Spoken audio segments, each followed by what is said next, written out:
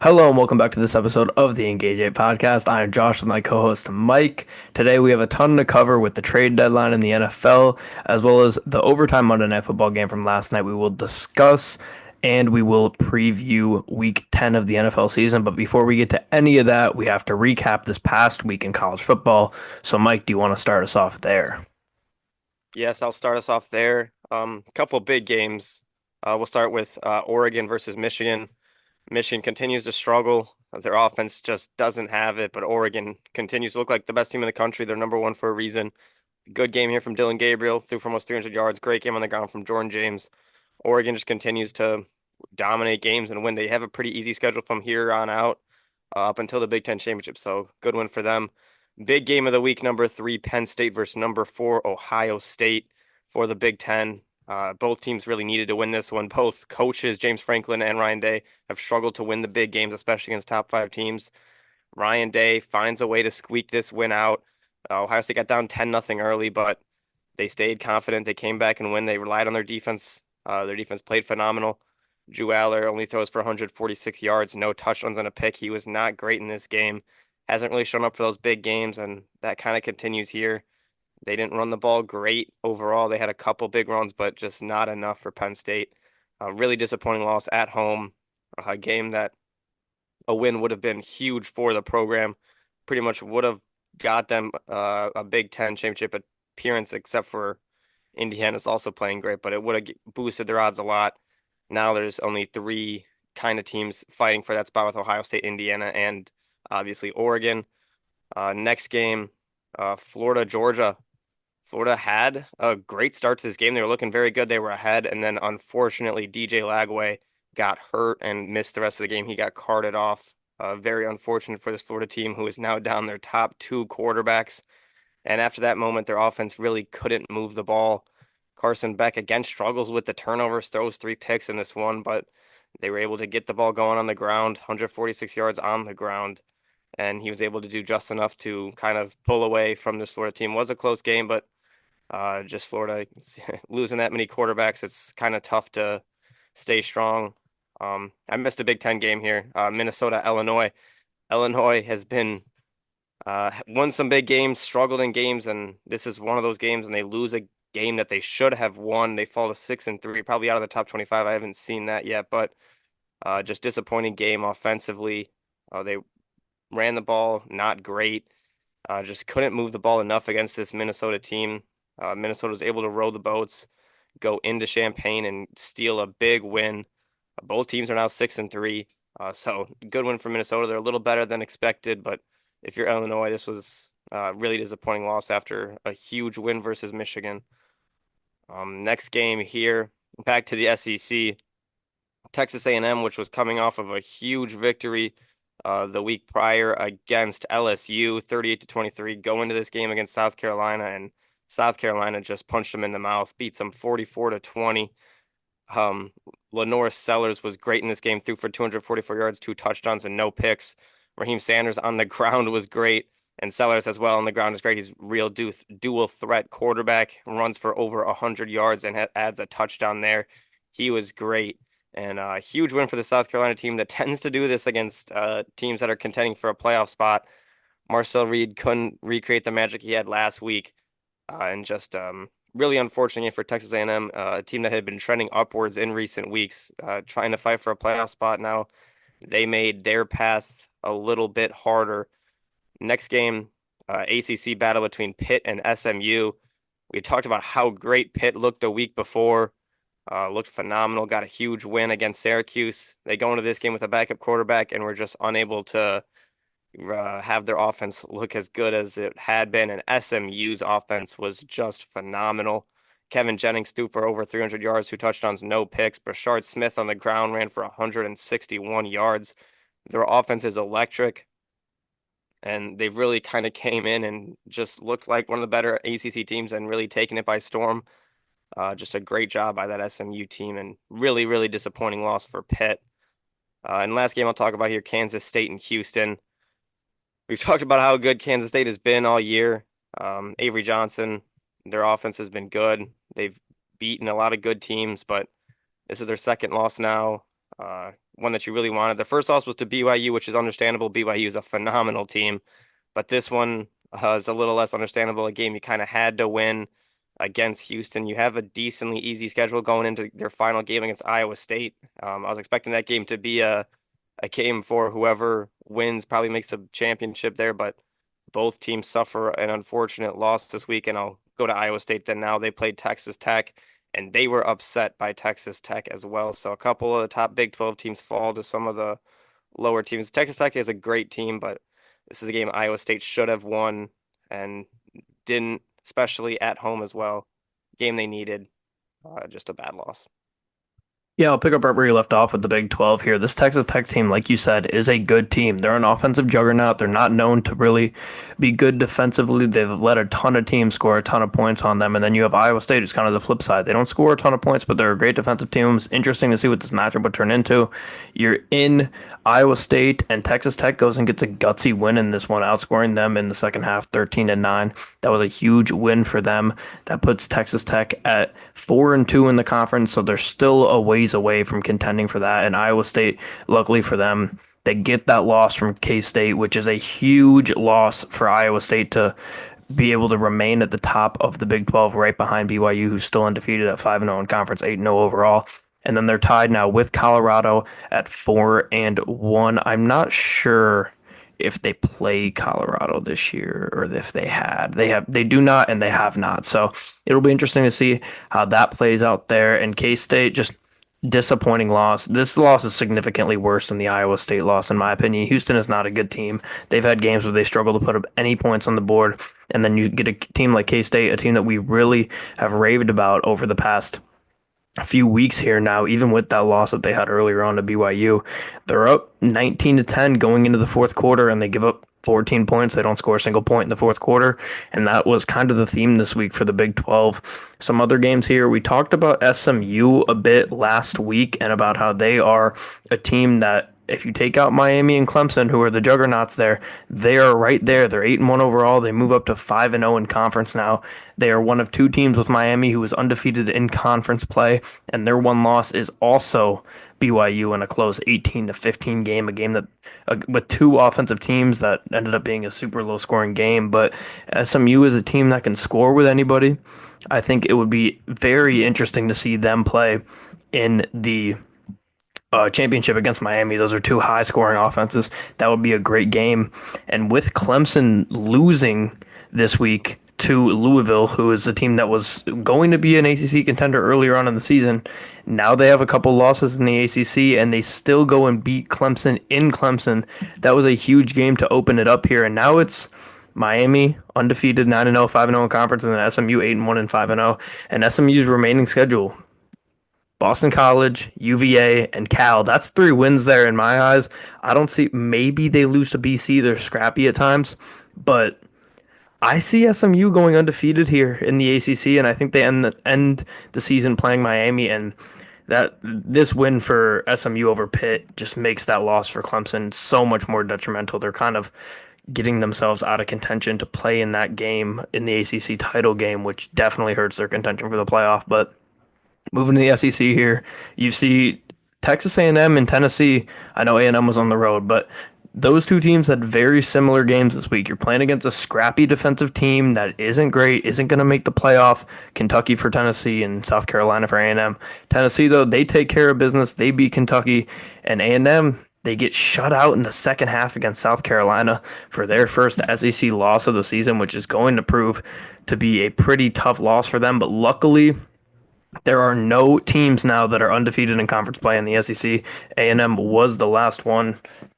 As I need to grab my laptop charger here because it's about to die. But Georgia being 5-1 and A&M being 5-1 currently has them as the prediction for the SEC title game, with Tennessee just behind at 4-1, and Texas, who has surprisingly only played 4 SEC games so far. The remaining schedule for A&M, though, they got New Mexico State at home. That's a win easily. They go at Auburn, an Auburn team that has been scrappy at times, but still finds themselves at a one-win team in the SEC at 1-5. And then they have to go and play Texas at home. That game against Texas at home is most likely going to be winner gets in the SEC championship, assuming Georgia wins out here. And I'll just move on to Georgia quickly here. Like you said, Carson Beck throws 3 picks in this game. He has not looked great over the past 3 or so weeks now, but I still think Georgia is a well-rounded team. They didn't really compete for most of this game. I actually missed this game, but when we were recording yesterday, they had a rerun of it on, so I was watching it when we were recording yesterday. And Florida was absolutely in that game. Georgia just gets a late score and then a pick that leads to another late score, and then it was pretty much over after that. But Georgia's now won 4 straight after losing that Alabama game.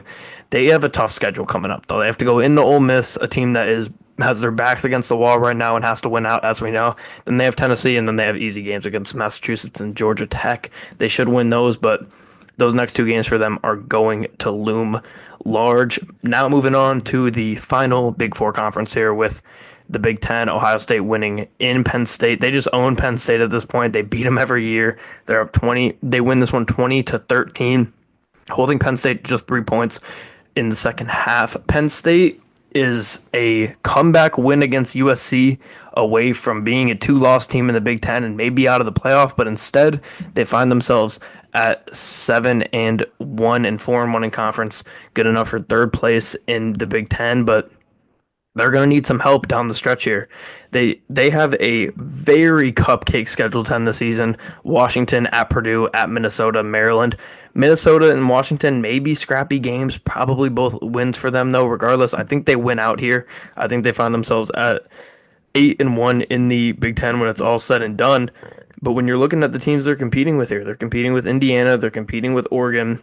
Indiana's remaining schedule, they still have Ohio State, Oregon, like you said earlier, Maryland, Wisconsin, Washington, 3 wins for them there. So Penn State's going to have to prey on Indiana's downfall to succeed in this one. But yeah, we have the. I'll just move ourselves into the AP poll now, which I don't know why it's my computer's acting up here. You wanted to start us off with the AP poll? Yeah. Yeah, I got the 8 people right here. A couple big moves. Indiana finally cracks the top 10 after their win. Huge win against Michigan State where they score, I think, 38 unanswered or something like that. I think it was actually 47. I don't know. Disappointing for Michigan State, but Indiana in the top 10 now at number 8. Good for them. Penn State, after their loss to Ohio State, falls 3 spots to number 6. And Ohio State will move up to number 3. So top 4 now is looking like Oregon, Georgia, Ohio State, and Miami.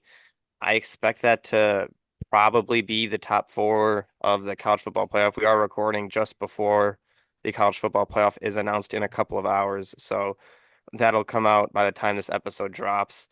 We see Boise State move up to number 12. SMU move up to number 13. They moved up 7 spots. They are firmly within, I think, both of those teams we could see here in the college football playoff release when it comes, as well as BYU there at number 9. So a couple good teams there. The 2 teams that we talked about that lost, Kansas State and Pittsburgh, both fall 5 spots to 22 and 23. With Oregon or Colorado, I mean, on a bye week moves up to 21. Biggest dropper of the week, I think, is Clemson falling 8 spots to number 19. They do stay in it, but like you said, their path towards a potential playoff is very, very challenging now with the disappointing loss that they had this week, and they're sitting at 6-2. So tough for them, but yeah, seeing this college football playoff, I'd expect BYU, Notre Dame, Boise State, and SMU to maybe be those last 4 spots. I think Alabama could be in there, but with 2 losses right now, I think they're still gonna have to earn their way in. Yeah, and we didn't talk about Army, who got a win, a semi-close win, not a too close win against Air Force. They lose Bryson Daly in that game, but he is most likely going to be back for their game next week against North Texas, so he shouldn't miss too much time there. That's important for them. Other things in the AP poll here, it's crazy to see Indiana at 8. They move up 5 spots. BYU has a bye week. They don't move again. They've been 9 for 3 straight weeks now. Tennessee also doesn't move, and Penn State only drops 6 spots. We talked about it on Saturday or Sunday. Penn State needed to drop farther. I don't understand really how they're sitting at 6 right now. They've had multiple close games. They really don't Ahead have of any. IU. What? Ahead of IU makes Yeah, just no sense. exactly. Ahead of IU. And that doesn't really make any sense to me. But the AP poll doesn't completely reflect what we see in the college football playoffs. So we'll see when those rankings drop in a couple of hours here. A&M also has a huge drop as they drop to 15 below the team that they beat, I believe, right? LSU. Didn't they beat LSU? Yeah, I last believe week. they beat LSU. Yeah. Oh yeah, last week. So yeah, so they're below LSU now, but Boise State ends up hanging on. They're sitting at the 12 seed. It's looking right now like it's going to be a battle between Boise State and Army for that 12 seed. Whoever wins their conference tournament, conference championship, I should say. College basketball season's coming up. I'm already thinking about it, or is up, and I'm already thinking about it. But um, yeah, we'll see who wins there. I think Army's going to win the American. Boise State definitely has a more competitive conference out in the Mountain West for who's going to win that. They're probably going to play. It looks like Colorado State's right now at 4-0. UNLV's only played 3 games. They're sitting at 2-1, and we'll see how that goes. I think Boise State does go and win out for their conference here, and they go undefeated in conference play. But that is about all I have here for the college football. Yeah, that's all I got. All right, moving on here to the Monday Night Football recap between the Kansas City Chiefs and the Tampa Bay Buccaneers. And all I have to say is Todd Bowles, why? Not even just the fact that they didn't go for two, the fact that they get down to the 1 yard line with 30 seconds left and they call their last timeout with 30 seconds left. That doesn't make any sense to me. You know you're probably going to score at that point. It's never a guarantee. I get that. But you know you're probably going to score at that point, and you just decide, you know what, we're going to leave time on the clock for the Chiefs. And then that's a reason why they didn't want to go for two. I don't get it. You're in Kansas City. You're playing a team that hasn't lost yet this year. They've won back-to-back Super Bowls, and you basically just let them have this one. And you know if you lose the coin toss, the way your secondary is played, you're probably going to lose this football game, and they do regardless. Mahomes, maybe his best game of the season here. One of them for sure. He finishes with 291, 3 touchdowns, no interceptions in this one. You see Travis Kelce really get involved, 14 catches for 100 yards, 16 targets for him. Ever since Rashee Rice went down, they made it apparent that we're going to get the ball to Travis Kelce. We're done making him look like he's washed up, and he looks like he's back in full form here. DeAndre Hopkins, how on earth did the Titans let him go for nothing to the Chiefs? It's wild. He gets 8 catches for 86 yards and 2 touchdowns. He's looking like he's a clear wide receiver one there now in Kansas City, regardless of if anybody comes back from injury. The only real mistake from the Chiefs in this one came from that Travis Kelce fumble, which is just a great play by the Tampa Bay defense. And yeah, my takeaways from this game are I think Baker Mayfield is a really good quarterback. I do. I know there's been a lot of he has a ton of stats. Who has he played? Regardless, he looks good. Like he is running with a purpose when he has to run the football. He's passing at a high rate. I know he had 8 incompletions, but he still goes for 200 yards, 2 touchdowns. When he's not throwing interceptions, he's an elite quarterback. I think they have him at a good value too in Tampa Bay. I think they found themselves a great bridge quarterback after Tom leaves and retires. They don't have a guy that's ready to go after Baker if they're thinking post Baker, but they can think about that in the future times. Baker's their quarterback for now. I'm super impressed from him. But yeah, my main thing is here. Todd Bowles, you got to go for two there. It's unforgivable. Todd Bowles has to go for two there. I completely agree. And I was almost more mad at the timeout though. Just don't understand. They still went to overtime, which was good, but you gave Mahomes 30 seconds and 3 timeouts. That was just a stupid decision. Just run the ball up, run the ball, and call timeout. You still have probably 20, 15 seconds at least to pass the ball for 2, 3 plays. That just made no sense to me. But Chiefs get the win. They're up to 8-0, and they have a pretty favorable schedule going forward. They have one hard game against the Bills, and then other than that, Texans and Steelers as well late in the season, and then the Broncos again. But you got the Raiders still in there, the Panthers, Chargers. That's a tough game, but the Browns. This Chiefs team should win. I expect this Chiefs team at this point to get the bye in the AFC. I don't really see a team competing with them. Mahomes had one of his best games of the season, in my opinion. Those for almost 300 yards, 3 touchdowns, and no picks. So good for him to finally stay out of the interception department. Got the ball to Mahomes or to Kelce a ton. That connection continues to just be impressive with 14 catches for Kelce. Like you said, somehow the Titans let the Chiefs get DeAndre Hopkins for nothing. Just hurts the AFC a lot. Somehow, when you look at this Titans team, they have now fed the Chiefs DeAndre Hopkins and given them a wide receiver one, future Hall of Famer for Patrick Mahomes to throw the ball to, and let the Ravens get a running back that's also a future Hall of Famer and makes the Ravens have one of the most potent rushing offenses that we've ever seen in the NFL. So Thanks Titans for helping the two best teams in the AFC get better. Kareem Hunt in this game was phenomenal again, 106 yards and a touchdown.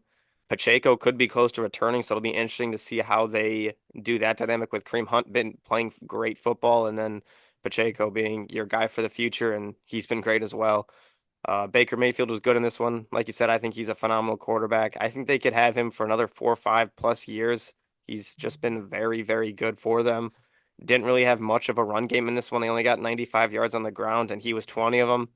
And he's really doesn't have a wide receiver one to throw it to. Sterling Shepard was the wide receiver one, 4 catches for 48 yards. A lot of that was on the last possession. Trey Palmer was the other guy, but Cade Otton has really emerged with Mike Evans out and Chris Godwin out for the season. Cade Otton has looked like the guy so far for him. 8 catches, 77 yards, and a touchdown after a phenomenal week last week that he had as well. So the Tampa Bay passing offense, their offense in general is still very good. Their defense just needs to help their offense out a little bit more. Um, +9, I think, was the spread, and we easily hit that one. Phenomenal week for us in the game picks and best bets overall. Probably our best week of the season overall. So good for us. Hey, we can move on now to some trade deadline talk. Luckily for us, there really aren't a ton of trades to talk about because we've talked about most of the trades that have happened. But we had 8 trades today. I'll run through them quickly, starting with the Lions trading for Zadarius Smith, something that's really been rumored for weeks now. They've needed that Aiden Hutchinson replacement. I'm very happy we went and did that. Would I have liked the compensation to be a little bit less? Yes, a fifth and a sixth when you have one of the best drafting GMs in the league isn't the best news. I was hoping it would be just a sixth or maybe a seventh and a sixth, but you have to give up a fifth. It's worth it though. Like I've been clamoring on my Lions podcast and this podcast throughout the past few weeks. When you have a window to win a Super Bowl, you have to make all the moves necessary. Zadarius Smith is getting a little bit older and he's not having a insanely fantastic season, but he has 5.5 sacks. He's gotten a good amount of pressures. I think he's going to be huge for this Lions team. He immediately becomes their best pass rusher. And when you have the team that has the best interior pass rush in the league, you see Aleem McNeil's been doing things for multiple years now. Same thing with DJ Reader. They've both been great from the pass rush on the interior. And then you have a rotation of guys that you can run on the other side of Zadarius Smith with Levi Onwuzurike, Josh Pascal. You have other options if you want to run Nowaski off the edge. O'Connor, whoever you want to run off the edge on that other side is fine. But now you have a guy that you can expect to go give production. I think with a change of scenery and playing winning football, especially in a division that he's played now already 2 of the 4 teams in the NFC North. He's played for the Packers, of course, and the Vikings. He's going to be motivated. He's on a winning team. I think he ends up having a pretty fantastic season. Khalil Herbert also gets traded to Cincinnati. Not much to say there. Jonathan Mingo gets traded to Dallas for a seventh, or with a seventh for a fourth round pick. That's crazy considering DeAndre Hopkins got traded for what was it, a fifth? Yeah, a fifth that could turn into a four if they make the Super Bowl. I didn't know if they make the Super Bowl as part of it, but Yeah. And let's not forget they traded Amari Cooper away for a fifth. yes, so that's Or no, a seventh, wild. I think. I can't remember. I think it might have been a sixth or a seventh they traded away Yeah, Amari I Cooper can't for. remember. I thought it was a fifth, but maybe it wasn't. But Just embarrassing. regardless, yeah, it's insane that they traded for Jonathan Mingo. Apparently, Jerry said they really liked him in the draft process, so they went and they used a pick on him. So They should have looked at the NFL process for him. right, exactly. But one of the biggest trades of the day here, Marshon Lattimore gets traded for a little bit of a haul, third, fourth, and a sixth for Lattimore and a fifth for Washington. I love this move from them. We've been saying all year they have a secondary that's been super overperforming for their personnel, and then you add a guy like Lattimore who's had a great career so far. He's going to be great for them. I think this Washington's secondary just continues to get better and better. And now they just need to really be able to stop the run game in and game out and hope Jaden Daniels can stay healthy. And I said literally yesterday, I think, that I don't think they're a contender yet. I think this move definitely puts them in that category. They're 7-2. You go and you trade for a guy that makes your defense even better, and we already know your offense is very good. So I love that move for them. The Steelers make a pair of trades for a fifth and a seventh and get Mike Williams and Preston Smith. Preston Smith's kind of whatever. He's kind of on the end of his career. Mike Williams hasn't done much this year, but his entire career, he has good size. He has a good athleticism. He's a great talent. He's never been able to fully put it together, but the Steelers need receivers, and I like this move for them for just a fifth. And the final trade I want to talk about here, Trey White hasn't played. I don't know if he's played at all this year. If he hasn't played much, I'm not positive on that. But he gets traded for a seventh round pick with a seventh round picks to the Baltimore Ravens, who have desperately, desperately needed secondary help this year. It's been their weakest unit. We predicted that earlier on in the season. They're a young unit. They have some pieces, but they haven't fully put it together yet. They've been the best run defense and the worst pass defense in the league, yards wise. I think this is a great move for them. If Trey White can even be a fraction of what he was in his prime for Baltimore, then they're going to be in a great spot. So I love this move for them. I think a lot of teams got better that needed to get better, and I'm just happy the Lions made a move. Yeah, not too much action today. A lot of the big trades happened earlier before the deadline. Devontae Adams, DeAndre Hopkins, Josh Uche, Deontay Johnson, and Cam Robinson. Some of the trades today that were big, obviously, like you said, is the Darius Smith thing. I think that's huge for the Lions, just getting them some edge help. They need to get to the quarterback. Their secondary's been playing decent. They just need to start getting more and more pressure on the quarterback, and that could help this team continue to become more of a threat. Absolute huge trade with Khalil Herbert going to the Bengals for a seventh round pick. It's really gonna not affect neither team too much. We do know that Zach Moss with a neck injury is out indefinitely, so Herbert will become probably the backup behind Chase Brown. But hopefully Chase Brown, who looked great last week, can continue to be a bell cow running back for them. I think the Marshon Lattimore trade for the Commanders is huge. This will help their defense a lot. Their defense has been solid this season. It's been maybe overperforming with Dan Quinn, but this will really give Dan Quinn a guy who he can immediately put in the secondary that can help this team out a lot. He does have a little bit of injury concerns, but hopefully he'll be able to stay healthy. He is 28, 3 more years remaining on his contract, so he will hopefully be with the Commanders for a while and can be a huge guy to help their secondary. Like you said, the Jonathan Mingo trade just makes absolutely no sense to me at all. Fourth round pick. You can get a good receiver still at fourth round pick, Absolutely, obviously. yeah. But you instead waste that for Jonathan Mingo in a season now where you don't have your quarterback. You're going to be having Cooper Rush. I just don't understand the thought process behind this trade at all. It really just makes no sense to me. But yeah, that's really the only big trades that I saw. I mean, Mike Williams for the Steelers, I think that's just a good guy to throw in there. The Steelers offenses look better with Russell Wilson. They've had 400 plus yards in 2 weeks. I'll talk about them later, but I think this can just help them get some depth and uh, give Russell Wilson another weapon. Okay, with that being said, we can now move on to our week 10 preview of the NFL with starting with some of the buys here. Packers are on bye, definitely much needed with Jordan Love being hurt and them just continuing their divisional stretch here going forward. They lose last week against the Lions in the rain, but now they get a bye week and couldn't come at a better time for them. The Browns doesn't really matter. They are kind of out of it. Same thing with the Raiders here. The Seahawks have lost, like I said, 4 of 5. They're really struggling right now. They have DK Metcalf out. There was rumors that he might be traded. He was not traded, of course, but this is a big bye week for them as well. Yeah, really, like you said, Raiders out of it, Browns out of it. Seahawks needed this week, and hopefully they can get DK Metcalf back healthy. Their offense is a lot better with him in there as opposed to him not being there, so that'll be big for them. And for the Packers, you get Jordan Love a week to get healthy. So two big buys for those two contenders, and then for the Raiders and Browns, you'd almost just rather keep playing and losing. Yep. All right. Moving on here then Thursday night football, big divisional matchup with the Bengals going into Baltimore to play the Ravens. Burrow said it's a must-win game. I agree. Cincinnati's defense has improved a bit, but it's still not where it needs to be. It's good to see some improvement for them with how bad they were for the first part of the season here, but they're getting a little better. They need to be better in this one. Baltimore, like I said, gives up the most passing yards per game. Burrow should find some success there, but they also give up the least rushing yards per game, and we know the Bengals cannot run the ball at all. They got a huge addition with Khalil Herbert onto their offense, but I still don't think they're going to be able to run the ball really at all, especially not in this game. One of the highest over-unders of the year for good reason at, I believe, I need to pull up DraftKings, but I believe it's 53 the over-unders at currently. This is going to come down to how Cincinnati's defense plays. I don't think they're going to have a ton of success. I think this is going to be a high-scoring game, even though I do think the Bengals are going to be able to put up points in this one as well.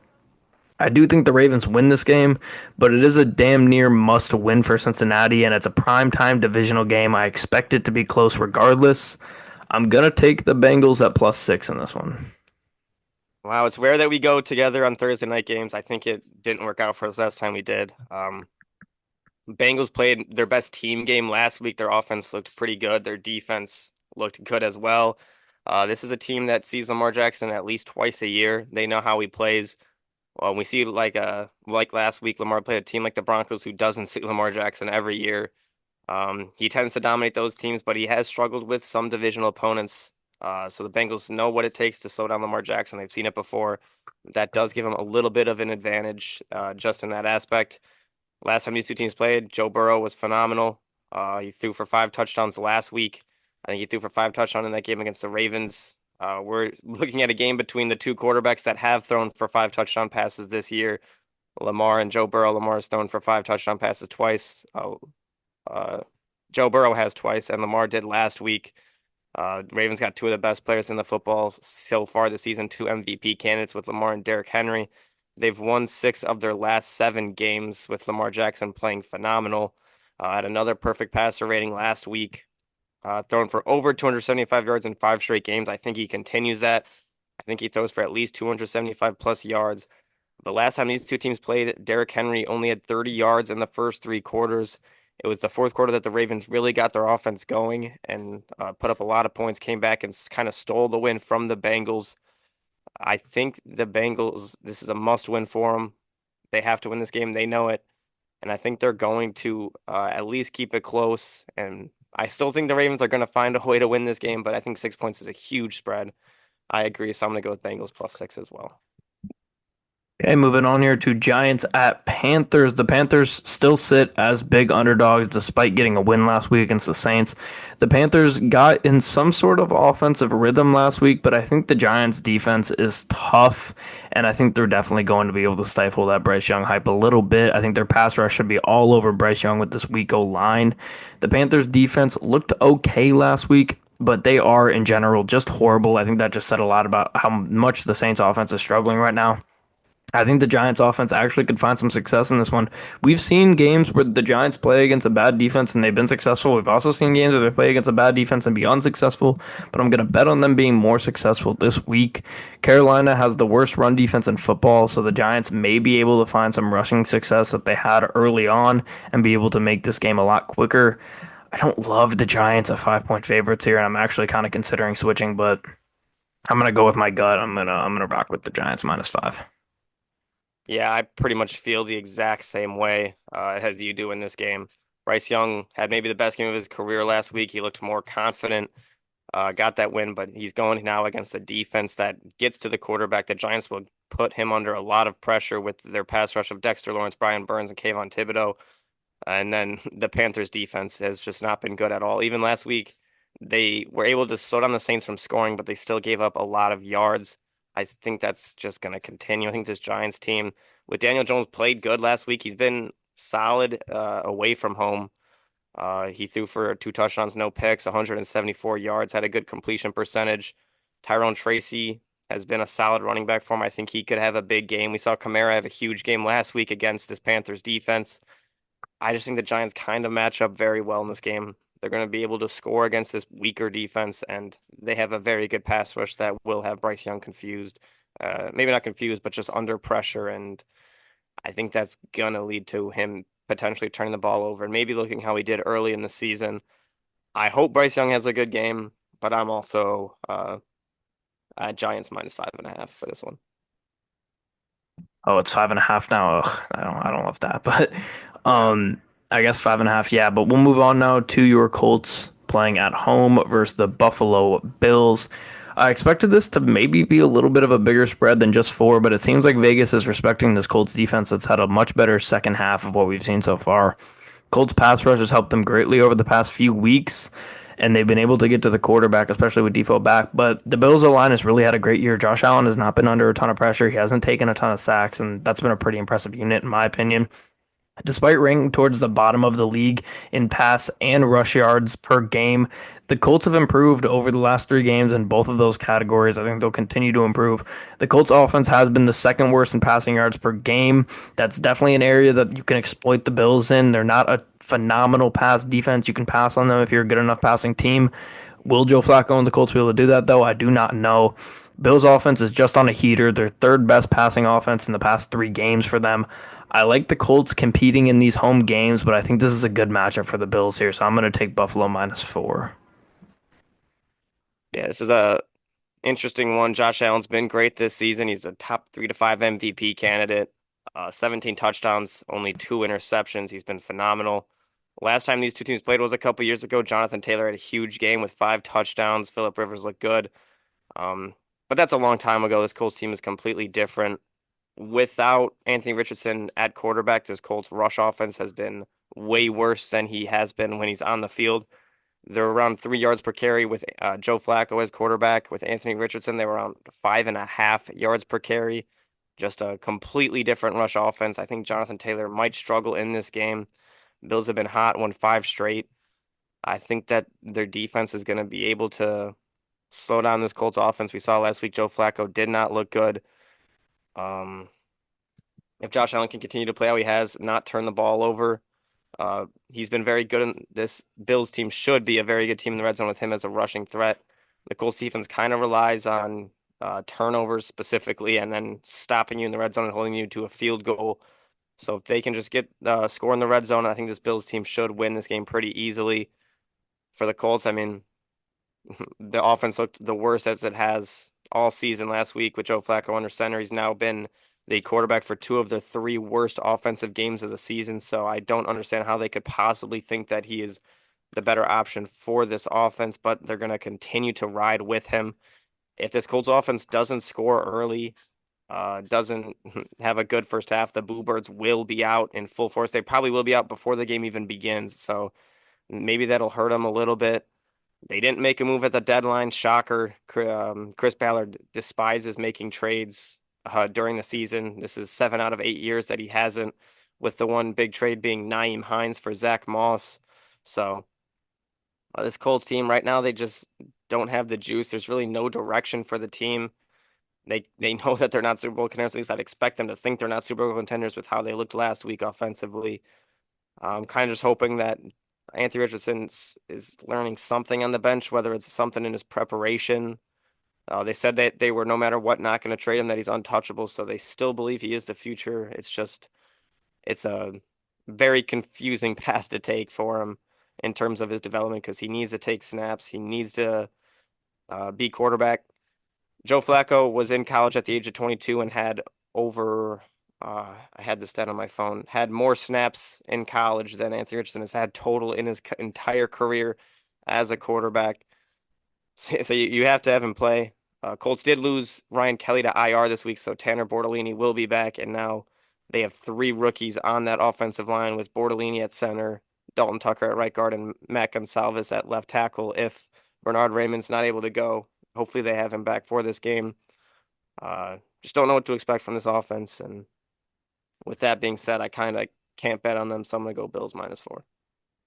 Hey, your 2 favorite teams in the league that are going at it, so didn't know what you were going to go with there. But moving on here to the NFC South, I should say, with the Falcons and the Saints. Falcons going into New Orleans. The Saints are just at an all-time low right now. They traded away Lattimore. They fired their coach, and they've lost 7 straight games.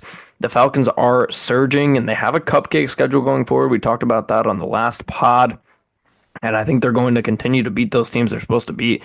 Atlanta has been very efficient passing the ball. Saints defense is struggling defending the pass, and they just lost Lattimore. So I think they're really going to struggle defending the pass here against Atlanta. Their run defense has really struggled as well. It should be another great Bijan game, leading to a ton of success for Atlanta. We've been fairly good at predicting when Bijan's going to have his good and bad games here. I think this is another good game for him. Atlanta's secondary has been very disappointing so far, but the Saints struggled versus a really bad secondary in Carolina last week, so I don't think that's going to be an area where they get exploited in this game. Later on in the season, I think that definitely could become a weakness for them. Despite having talent in their secondary, they really haven't been able to fully put it together yet this year. I think they're going to struggle there, or they're not going to struggle there in this game just because of how bad the Saints have been passing the ball. Kamara probably has another great game, but I don't think it will be enough in this one for them. I'm going to take the Falcons minus 3.5. Yeah, the spread being this close almost makes me feel like it's a trap. We see 90% of the bettors are on the Falcons minus 3.5. The Falcons have been the team to beat in the NFC South. The roster right now just looks way better than the Saints. They need to just continue to stay focused, win another divisional game, continue to get that divisional record better, and continue to get distance over the Buccaneers. They've won 5 of their last 6 games. I think they should have had a more convincing win against the Cowboys. The defense didn't have its best game, but the offense for the Falcons has been very, very good in both the pass and the run game. Drake London is questionable with a hip pointer, so it'll be interesting to see if he plays. But Darnell Mooney has been very good and stepping up, and Ray McLeod as well, and Kyle Pitts. They still have weapons, obviously Bijan. The Saints were officially sellers at the deadline as they move on from Lattimore. Most likely, hopefully Chris Olave doesn't play in this game and rests a little bit with that concussion. They're going to be missing their top 2 receivers then with Shaheed already out for the season. Derek Carr is not going to have many weapons to throw to. The O-line is just not good. I think this is a game the Falcons pass rush could tee off and have a game against Derek Carr, get him under pressure and have him scrambling. Uh, with the Saints defense losing a key piece, that's only going to hurt them. The secondary has been not as good as I would have expected. They fired their coach, so maybe that's the boost that they need. We see teams fire their coach and have a boost and surprisingly win a game. Maybe this is why this line is so close, probably, but they've lost 7 in a row. They're in pretty much tank mode at this point, so I have to go with the Falcons minus 3.5. Okay, moving on here to one of my most anticipated games of the week here with the Steelers going into Washington to play the Commanders. The Commanders add Marshon Lattimore, as we said, they get a lot better there, maybe a true contender now. Pittsburgh's offense has really hit a stride with Russell Wilson. They've been great the past 2 games passing the ball, which we didn't see from them in the beginning of the year. I expect them to have a solid day here. Washington has struggled against the run, and the Steelers are running it very, very well right now. Najee's playing some of the best ball of his career. I think he has another great day. Washington's offense has been a little slow the past few games. It's going to be a tough matchup here for them against a really tough Steelers defense that defends the run and defends the pass both extremely well. Washington's defense or offense has struggled in the red zone over the past few weeks and just on the season as a whole, and Pittsburgh is the league's best red zone defense. I think this game comes down to the last few seconds here, but I think this is a pretty good matchup for Pittsburgh. I think their veteran team will be able to defeat the young Commanders, at least hang in this game and cover the 3 points. Yeah, this is one of my favorite bets of the week. The Commanders are 7-0-1 against the spread. Very good for them in their last 8 weeks. That's very impressive. They make the big trade for Lattimore. Best start to the season in 7 years for the Commanders. They're third in the NFL with 163.9 rushing yards per game and 6-0 when they are able to rush for over 140 yards. This is a game where I don't see them being able to get that 140-yard marks. There's only 4 teams in the NFL giving up less than 100 yards per game on the ground. The Steelers are one of them. They've been great against the run. Their offense has looked very good with Russell Wilson at QB, over 400 yards in back-to-back games for the first time in 2018, like I said earlier. Oh, wow. The Steelers are 13-4 after a bye week with Mike Tomlin. Very good in that aspect. I see that continuing. And since taking over the Steelers head coaching job in 2007, Mike Tomlin has played 31 games versus a rookie quarterback, and he is 25-6 in those games. I think the Steelers are going to win this game, and so I'm going to take them as plus 2.5 easily. Okay, moving on here to the Vikings at Jaguars. The Cam Robinson revenge game already in this one after just getting traded about a week ago. Vikings offense has been slow-ish over the past few games here, but the Jags offense gives up a ton of passing yards. If the Jags can lock down Jones and the run game, I could definitely see them competing in this game at home. Minnesota's run defense has been phenomenal all season. We've been saying for weeks that the Jags offense that the Jags offense is pretty worthless when they do not have a run game. It really makes it tough on Trevor Lawrence. I think this is going to be a game where they have those issues. Minnesota's secondary has not been phenomenal recently, but Trevor Lawrence also has not been able to exploit that without a run game. I wouldn't be shocked if this was close for a while, but I think the Vikings pull away and win this game by around a touchdown, so I'm going to take them at -4. Yeah, interesting matchup here. Vikings were able to get back on track last week with the win versus the Colts. Their defense played very good. Um, Sam Darnold struggled with the turnovers in that game, threw 2 interceptions. I think he needs to limit the turnovers for this team to continue to win. They need to get the scores early in the half. I've talked about how good they are when they get their scripted points. They're one of the best teams in the NFL in their first drives out of each half, and especially in the first quarter overall, they're very good. But their offense seems to rely heavily on that. Their defense has been solid all season, have struggled against the pass, but they have had big leads in a lot of those games. I think this is a game their pass offense could be very good with the Jags secondary not being good. Could be another great Justin Jefferson game like we see so often. Jags have been able to stay in games all season. 5 of their 7 losses have been one-score games. They play games close. They're just unable to get the win. Trevor Lawrence struggled last week overall. Their offensive line has not been good, and with this Minnesota pass rush, it's been very, very good overall this season. And if they're able to get to Trevor Lawrence, I think he could have another struggling game. Jags have been better at home, but this is another one where I think the Vikings pass rush is really going to be the key to winning them this game. Um, I am going to go with Vikings -4, although I think that the Jags could keep this game close, maybe a backdoor cover. But yeah, I'll go with Vikings -4. Okay, moving on here to Patriots at Bears. The Bears open as 6-point favorites, even after a devastating loss in Arizona where they just got throttled.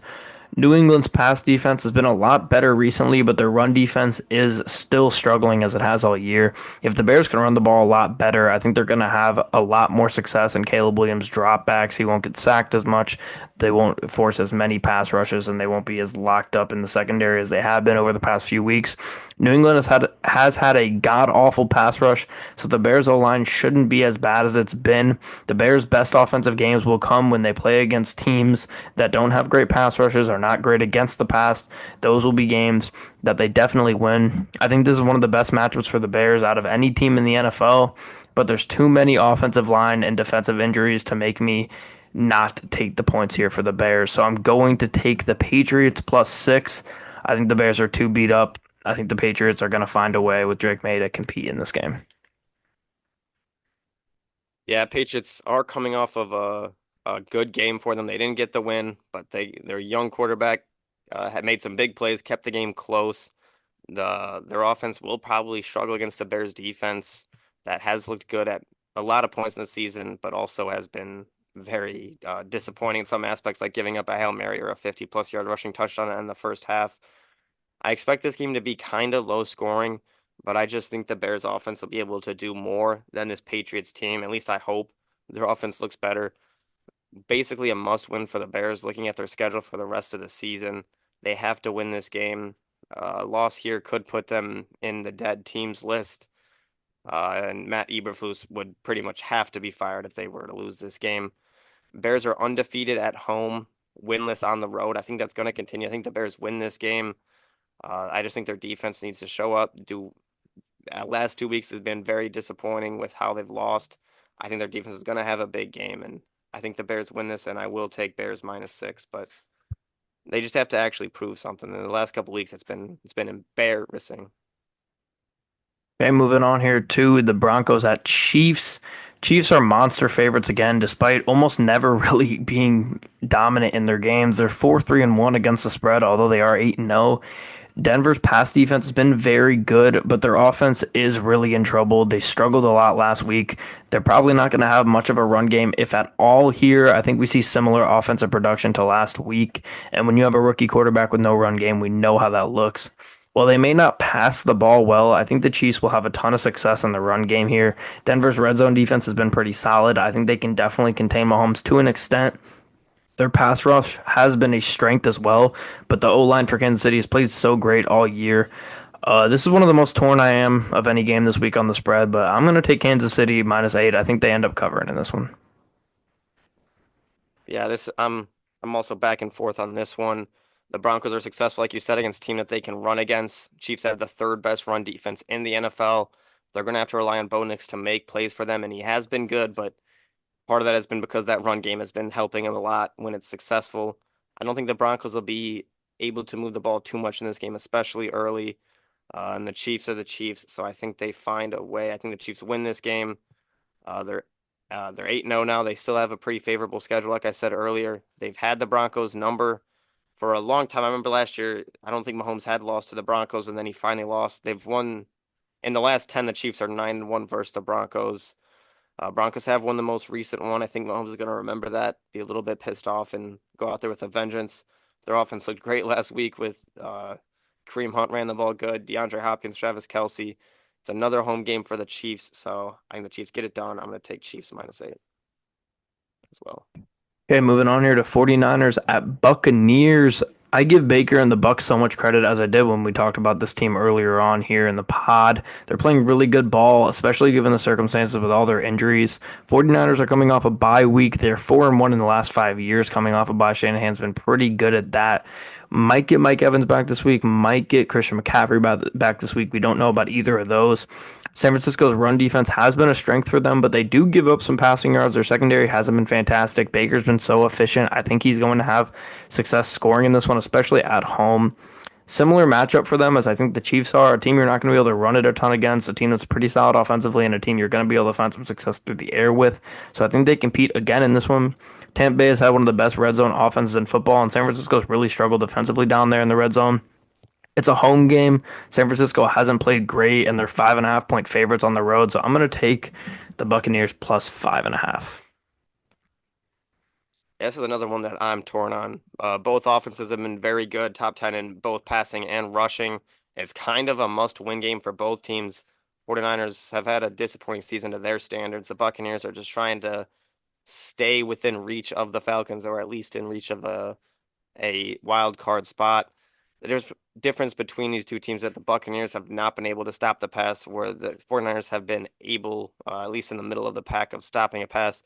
Like you said, Shanahan's 4-1 coming off the bye, and that one loss was a game where the quarterbacks were injured. It was pouring rain, and it was against the Colts in prime time. I remember that game vividly. It was a kind of just a rough game for the 49ers. They also are going against a team on a short week with the Buccaneers playing on Monday. We saw this matchup last year. Brock Purdy looked very good, threw for 333 yards, 3 touchdowns. With CMC's practice window open, we could potentially see him out there. And with Tampa, another close loss. They're motivated to win. They need to win. Hopefully, they have Mike Evans back. It's a home game for the Buccaneers. I go back and forth on this one, but I think I'm going to go with 49ers -5. I think they're going to come out of this bye and potentially be a new team. Okay, moving on here to the Titans going into LA to play the Chargers. The Chargers are playing really, really great ball right now. They're one of my favorite teams in the league to watch, and they get to play the Titans coming off a win against the Browns. Titans have a turnover problem, and the Chargers turn teams over at a really high rate. We saw it last week against the Browns. They were all over them. Titans pass defense statistically has been good, but like we said, they haven't played a ton of good passing teams here. But their run defense has not been good. The Chargers run the ball super well. That's their identity. They want to go into every game and run the ball super well. I think they will find a ton of success at home here. This is a game where I could see the Titans not scoring many points at all, really. I said that against the Lions. They did go score 14 early in the first quarter, but they didn't do anything after that. I don't think they're going to score a ton in this game. Chargers have the league's second best red zone defense in football. Titans have really struggled offensively in the red zone. I love LA here. I know it's a big spread. They're going to have a home game, which is a true home game because I don't know if a lot of the Titans fans are going to be traveling to LA for this one. So I'm going to take the Chargers on the spread -7.5. Yeah, I think the way I look at this game, one coach has been very good and is a very good NFL coach with Jim Harbaugh. He knows how to build a culture, and Brian Callahan, kind of same as the opposite. He hasn't really done much to prove to me that he's that great of a coach. Titans have been solid at running the football. Um, Will Levis has been out the last couple of weeks. Hopefully, he finally comes back. I feel like I say that every single week. I didn't think his injury was that bad in the first place, but he's been out for 2 to 3 weeks now. I think it's just a shoulder injury, which I mean, those are hard. This Titans team is 1-7 versus the spread. Their secondary has been good, but like you said, haven't really played many good passing offenses. And this Chargers pass offense, which was a little slow to start the season, has really gotten hot. They had 250 passing yards in the first half last week against the Browns. They're 5-1 versus spread at home this season. I think they're going to get another win. They're well coached. They're beginning to pass the ball well. Their identity has been to run the ball with J.K. Dobbins, but and they're going to pass the ball well, run the ball well, and I think they cover the spread of -7.5 in this game at home. Okay, moving on here to our fourth to final game with the Eagles at Cowboys.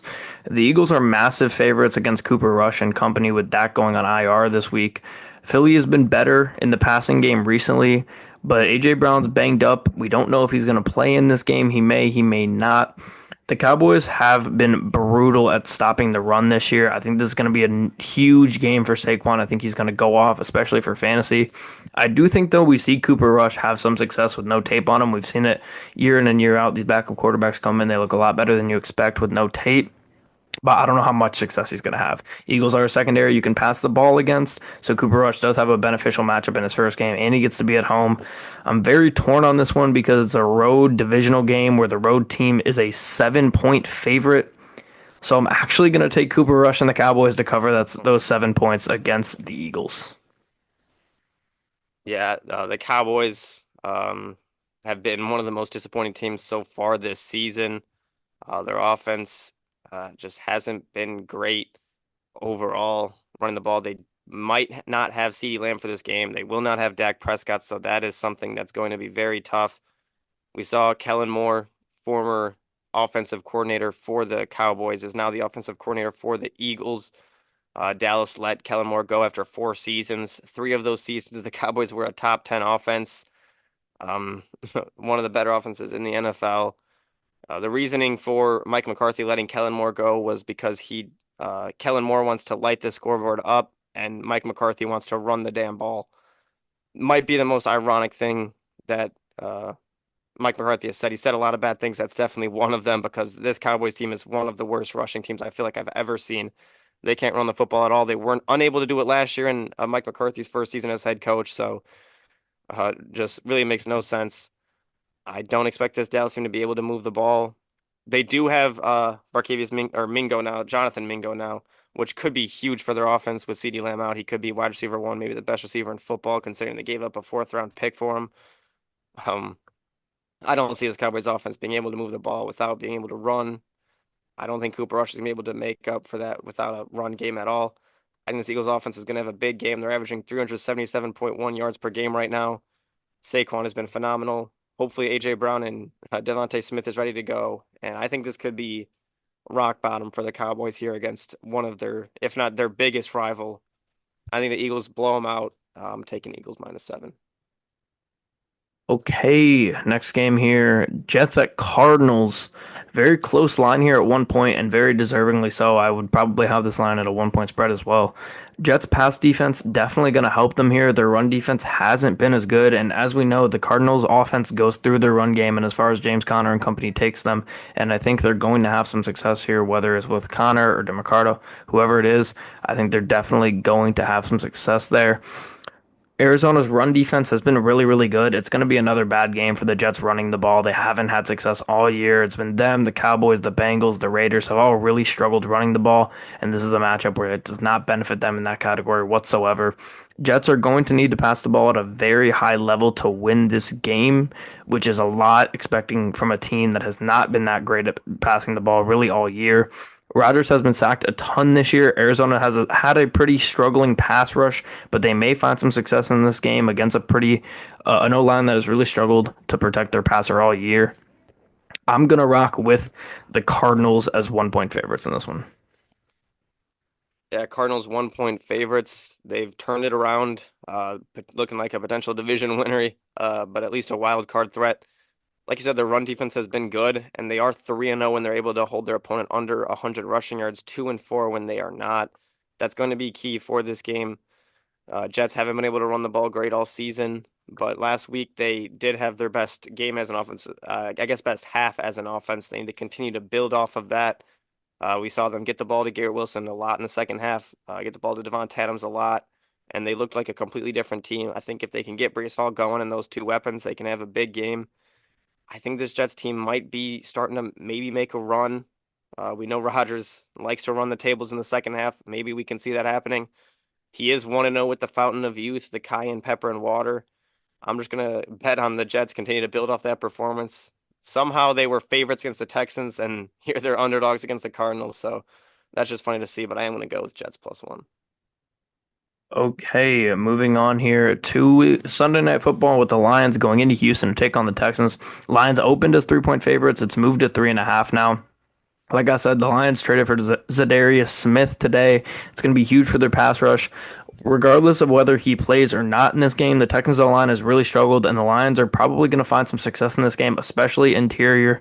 That interior of the Texans O-line has not been great, and we know how great the Lions' interior pass rush is. Aleem and Reader are two of the best interior pass rushers in the entire NFL, so I think they have success here. Collins is expected to be back for Houston. He's probably going to practice this week. The Texans pass game has struggled. They'll be a lot better if they have him back. If they don't, they're going to really struggle in this game.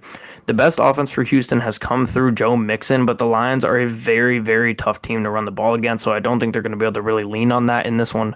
The Texans secondary has been very good this year, but that will be the story of this game. Will the Lions be able to continue their elite passing at a very, very efficient level, more than we've almost ever seen in the NFL? We'll see if this Texans secondary will be able to stifle that a bit. Texans' run defense has not been great. The Lions should be able to exploit that all game long. Houston has had a very good pass rush to start the year. They're playing a great Lions O line, so I think that will also be a big story in this game. Are they going to be able to get home?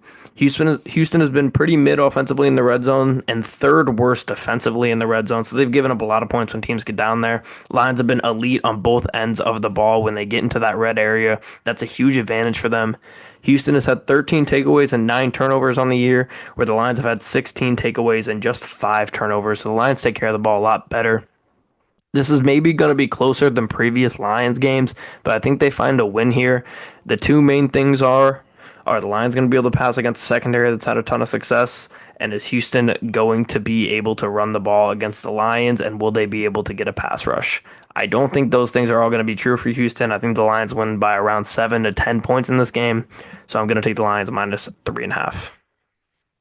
Yeah, Lions are a wagon right now. Jared Goff's playing like an MVP candidate. In the past 6 weeks, Lions have gone 6-0. He's completed about 83% of his passes, a 13-1 touchdown to interception ratio, and he's averaging a passer rating of 140.1. He's been phenomenal. First 6-game win streak since 1995. This is one of their toughest tests of that win streak, though. Texans secondary has been very good against the pass. We've seen them shut down a lot of good quarterbacks. Josh Allen had a very bad game against this Texans secondary. Even if that secondary does slow down Jared Goff and lead him to struggle, they still have Jahmyr Gibbs and David Montgomery, who have been phenomenal, almost just as good as Goff on the ground, averaging 152.6 yards per game rushing. In recent weeks, their defense for the Lions has looked better, and they add a pass rush threat in Zadarius Smith, which could be huge going against this Texans offensive line that has been very, very bad in recent weeks. I know Lions are going to be able to finally generate some pressure on the quarterback. Secondary continue to play solid. Um, Texans offense has not been good in recent weeks. CJ Stroud has struggled without Nico Collins and Stephon Diggs. I can see that slump continuing if Nico Collins is not able to go. I think that's huge for the Texans. I think they need Nico Collins to play in this game, but I'm kind of leaning towards I don't think he'll be out there, so I'm going to go with Lions minus 3.5. Okay, in our final game here, Monday Night Football, the Dolphins going into LA to play the Rams. Dolphins offense has had much more success when Tua came into the mix. I think that's going to continue here. The Rams defense has been pretty bad versus the pass and pretty good versus the run. I think Tua and the Dolphins are going to score early and often in this game. Dolphins defense has been great for most of the year, especially in the pass game. They've been pretty elite. Kyron should have a great game here running against this Dolphins defense that started to struggle over the past few weeks. Far trip for the Dolphins going all the way to LA and changing in momentum. It makes me think that the Rams are going to win here. So I'm going to take the Rams minus 2.5, but I think this is a very close game. It can go either way. Yeah, I think it's going to be a very close game as well. Last 2 games for the Dolphins offense has been very, very good for them. But unfortunately, they're 0-2 in those 2 games. Their offense has been second best in EPA per play and first in success rate per play in the last 2 weeks with Tua back. We've seen Tyreek Hill finally get some action. Devon Achane has been very good in both the pass and run game. The Dolphins, they just need that defense to step up. They need Jalen Waddle to step up on offense. He has not made many big plays. Last week they were very good in the red zone. They were or the last 2 weeks since Tua's been back, they've been 6 for 8 in the red zone on touchdowns. If they can continue that, I think they can win this game. Last week the Rams defense held the Seahawks to 1 for 4 in the red zone. They got that interception that was a pick six that completely changed the tides of the game. I think the Dolphins have success in the red zone. I think they win this game, and I can see that happening. Uh, I can see this game being very high scoring, with Puka Nacua and Cooper Kupp back. Hopefully, they both are able to stay in the game for the entire game this time and not get ejected or get hurt. I can see the Rams offense being very good. The Dolphins pass rush hasn't been great this season. Stafford should have a clean pocket and be able to score a lot. Rams are open up as the favorites. Like you said, the traveling does concern me for the Dolphins. But I think for the Dolphins, this is a game that is a complete must win for them to keep the season going. I don't think it's as important for the Rams, so I'm gonna go with Dolphins plus 2.5, but it's gonna be a close one. Okay, moving on here to our best bets, and it is an even number week, so you can start us off here with your first best bet. I get to start us off this week. For my first best bet, it's one of the bigger spreads of the week, but I think the Eagles are gonna dominate the Cowboys. I don't really see the Cowboys offense with no run game be able to go and put Cooper Rush in there and be successful, especially if CeeDee Lamb is unable to play. So my first best bet's gonna be Eagles -7. Okay, my first best bet, I'm going to rock with the Cardinals -1 against the Jets. I think a lot of people are going to be on the Jets in this game, but the Cardinals are just a more complete team. They do more things right than the Jets do, and that's a far trip for the Jets to go all the way to Arizona to play the Cardinals. I'm going to take the Cardinals -1. For my second best bet, I don't think this is going to be a popular pick, but I'm going to go with Steelers plus 2.5. Like I said, Mike Tomlin's very good against rookie quarterbacks, has a very good record. He's phenomenal coming off of a bye week. This offense has looked very good, and I don't know if you saw, but Russell Wilson has a field in his backyard, and the team's been practicing in the field in his backyard in their bye week. So I think Russell Wilson's going to feel dangerous this week, and I'm going to go Steelers plus 2.5.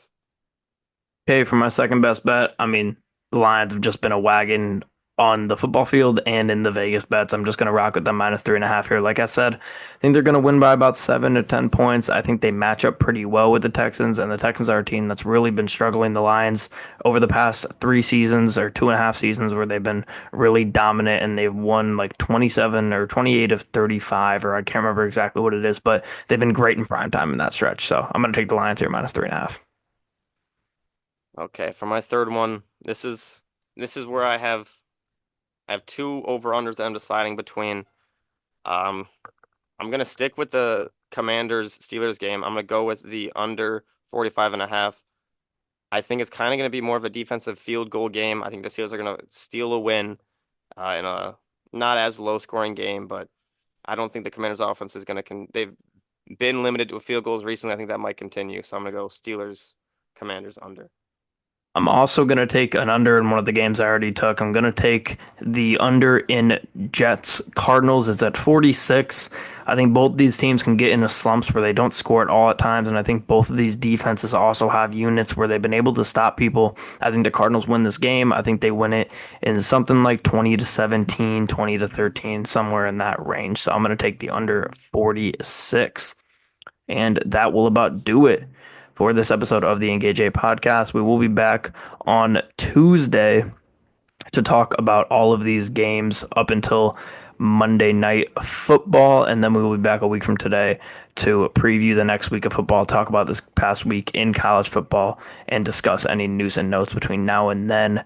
But until then, hit a like and subscribe on this video if you made it this far. Hit all the links in the description for Spotify, TikTok, social media, and all that good stuff. And we will see everybody in the next one.